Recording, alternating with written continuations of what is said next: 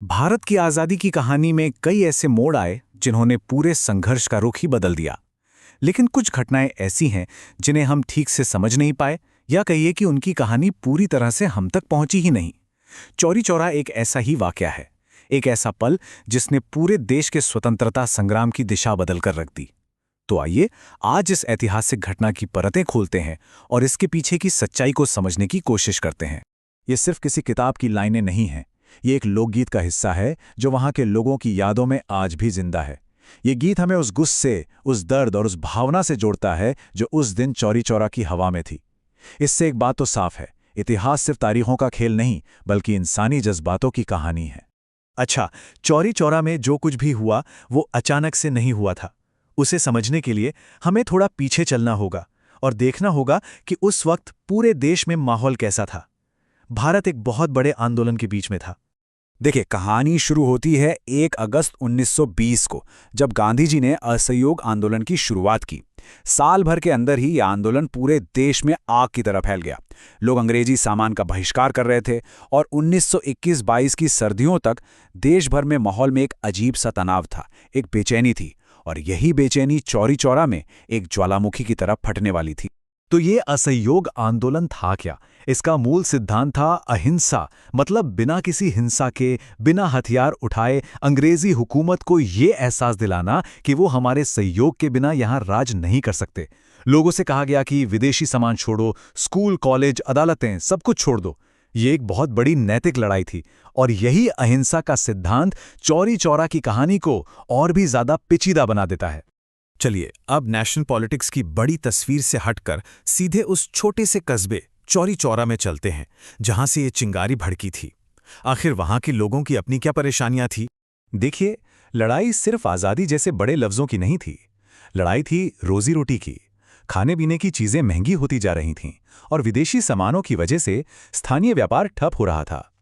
तो वहां के लोग, जिन्हें हम स्वयंसेवक कह रहे हैं, इन्हीं मुद्दों को लेकर शांति से विरोध कर रहे थे। और फिर 2 फरवरी को बात बिगड़ गई। पुलिस ने प्रदर्शनकारियों के एक लीडर भगवान अहीर, जो कि फौज के एक रिटायर्ड सैनिक थे, उनको बहुत बुरी तरह पीटा। सिर्फ यही नहीं, कई और लोगों को गिरफ्तार भी कर लिया। ये एक सीधी सीधी उकसाने वाली कार्यवाही थी जिसने लोगों के मन में दबी हुई चिंगारी को हवा दे दी। इसके ठीक 2 दिन बाद 4 फरवरी को हजारों की भीड़ अपने नेताओं को छुड़ाने के लिए पुलिस स्टेशन की तरफ बढ़ने लगी। जवाब में क्या हुआ? पुलिस ने पहले तो हवा में गोलियां चलाईं, लेकिन जब भीड़ पीछे नहीं हटी तो उन्होंने सीधे लोगों पर गोलियां दाग दी। ये बात याद रखना बहुत जरूरी है कि हिंसा की पहली शुरुआत पुलिस की तरफ से हुई थी। उनकी गोलियों से 3 लोग मारे गए। अपने ही लोगों को अपनी आंखों के सामने मरता देख भीड़ का सब्र टूट गया। उनके अंदर जो गुस्सा महीनों से दबा हुआ था, वो एक ज्वालामुखी की तरह फट पड़ा। और फिर उस गुस्साई भीड़ ने पुलिस स्टेशन को चारों तरफ से घेर लिया और उसे आग के हवाले कर दिया। इस घटना के बाद जो कुछ हुआ, उसने स्वतंत्रता आंदोलन की कहानी को हमेशा के लिए बदल दिया। अब हम बात करेंगे इसके नतीजों की और खास तौर पर गांधी जी के उस फैसले की जिस पर आज तक बहस होती है।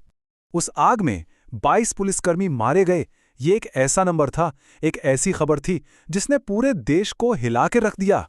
गांधी जी तक जब ये खबर पहुंची तो वो टूट गए। उनके लिए ये सिर्फ 22 लोगों की मौत नहीं थी, ये उनके अहिंसा के सिद्धांत की हार थी। उनके इन शब्दों से आप समझ सकते हैं कि वो कितना ज्यादा दुखी थे। उन्हें लगा कि देश के लोग अभी एक बड़े अहिंसक आंदोलन के लिए तैयार नहीं हैं। और फिर 12 फरवरी 1922 को गांधी जी ने एक ऐसा फैसला लिया जिसने सबको चौंका दिया। उन्होंने पूरे असहयोग आंदोलन को वापस ले लिया। लेकिन गांधी जी के इस फैसले से हर कोई खुश नहीं था, बिल्कुल भी नहीं। जैसा आप देख सकते हैं, एक तरफ गांधी जी इसे एक नैतिक भूल मान रहे थे, तो दूसरी तरफ जवाहरलाल नेहरू और सुभाष चंद्र बोस जैसे बड़े नेता बहुत नाराज थे। उन्हें लगा कि जब आंदोलन अपने चरम पर हैं, तब एक छोटी सी जगह की घटना के लिए पूरे देश को सजा क्यों दी जा रही है? गांधी जी ने तो आंदोलन रोक दिया, पर अंग्रेजी हुकूमत बदला लेने पर उतर आई थी। उन्होंने इस मौके का इस्तेमाल अपनी ताकत दिखाने और लोगों में डर फैलाने के लिए किया। चौरी चौरा और उसके आसपास के गांवों में मार्शल लॉ लगा दिया गया। अंग्रेजों ने घर घर जाकर छापे मारे और सैकड़ों लोगों को पकड़ लिया। पूरे इलाके में एक खौफ का माहौल बना दिया गया था। कुल 225 लोगों पर मुकदमा चलाया गया। ये कोई आम मुकदमा नहीं था, ये अंग्रेजी राज की ताकत का एक क्रूर प्रदर्शन था। और शुरुआती फैसला तो और भी चौंकाने वाला था। निचली अदालत ने एक दो नहीं बल्कि 172 लोगों को मौत की सजा सुना दी। सोचिए जरा, ये न्याय नहीं, ये सिर्फ और सिर्फ बदला था। हाँ, बाद में जब मामला ऊपर की अदालत में गया तो सजाएं थोड़ी कम हुईं, लेकिन फिर भी 19 लोगों को फांसी पर लटका दिया गया। ये वो कीमत थी जो चौरी चौरा के लोगों ने चुकाई थी। आज इस घटना को 100 साल से ज्यादा हो गए हैं, लेकिन इस पर बहस आज भी जारी है। चौरी चौरा की विरासत क्या है, इसे कौन किस नज़र से देखता है? इस विवाद को समझने का सबसे अच्छा तरीका है इन दो स्मारकों को देखना। एक तरफ है 1923 में अंग्रेजों का बनाया हुआ स्मारक जो उन 22 पुलिस वालों को याद करता है, और दूसरी तरफ है 1973 में बना शहीद स्मारक जो उन 19 प्रदर्शनकारियों को शहीद और क्रांतिकारी कहता है जिन्हें फांसी दी गई थी। एक ही जगह, एक ही घटना, लेकिन दो बिल्कुल अलग-अलग कहानियां। तो आखिर हम चौरी चौरा को कैसे याद करें? राष्ट्रवादी इतिहास की किताबें इसे अक्सर एक दुर्भाग्यपूर्ण दंगा कहती हैं जिसने एक बड़े आंदोलन को नुकसान पहुंचाया। अंग्रेजों के रिकॉर्ड्स इसे एक जंगली भीड़ का अपराध बताते हैं। वहीं कुछ इतिहासकार इसे गरीब किसानों का विद्रोह मानते हैं, और कुछ लोगों के लिए ये घटना इस बात का सबूत है कि आज़ादी सिर्फ अहिंसा से नहीं मिल सकती थी।